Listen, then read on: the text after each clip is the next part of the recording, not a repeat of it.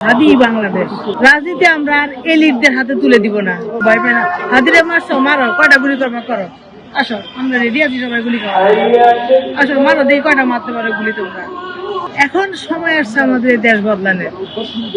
এই হাদি এই যে হাদি যতদিন লক্ষ যতজন হাদির জানা যায় গেছে, এরা যদি সবাই প্রতিজ্ঞা করে যে না আমরা একটা সঠিক মানবিক ন্যায় বিচার বাংলাদেশ তৈরি করব, তাহলে এখন এটা সম্ভব। প্রত্যেকটা মানুষের দেখছি কি যে হাদির কথাগুলি সবার মনে ছুঁয়ে গেছে। আপনার আমি বাসে যাই দেখি হাদির বক্তৃতা শুনতেছে সবাই ফোনে। গতদিন আমার বোন অ্যাক্সিডেন্ট, আমি নারায়ণগঞ্জ যাচ্ছি ট্রেনে, সেখান থেকে সবাই ফোন বের করে হাদির বক্তৃতা শুনতেছে। তাহলে আমরা কি মনে করবো যে হাদি কি বাংলাদেশটা না? হাদিকে আমি বলছি হাদি তো হাদি বাংলাদেশ।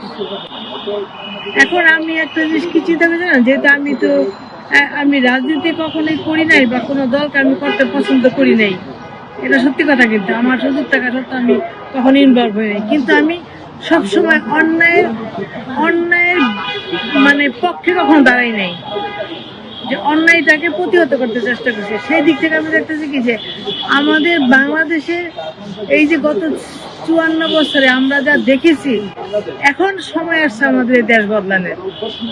এই যে হাদি যতদিন লক্ষ যতজন হাদির জানা যায় গেছে, এরা যদি সবাই প্রতিজ্ঞা করে যে না আমরা একটা সঠিক মানবিক ন্যায় বিচার বাংলাদেশ তৈরি করব, তাহলে এখন এটা সম্ভব। আমরা দিব সাধারণ জনগণের হাতে তুলে, যে লাঙল চাষ করে ওর হাতে তুলে দিলে দেখবেন কি এই দেশ সবচেয়ে সুন্দর এবং ভালো। ও যে খেতে লাঙল চাষ করে এই দেশকে চাষ। এই হাতের কথা থেকে আমি আজকে কথাটা নিজে ইভেন আমার ফেসবুকে আমি লিখছি যে আর কখনোই এলিটদের হাতে রাজি তুলে দেওয়া যাবে না।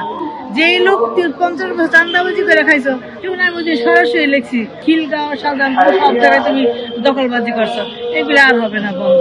এখন আমরা সবাই নাম বলতে ভয় পাই না। হাদিরে মারছো মারো, কয়টা গুলি করবা করো, আসো আমরা রেডি আছি, সবাই গুলি করো, আসো মারো, দেখি কয়টা মারতে পারো গুলি তোমরা।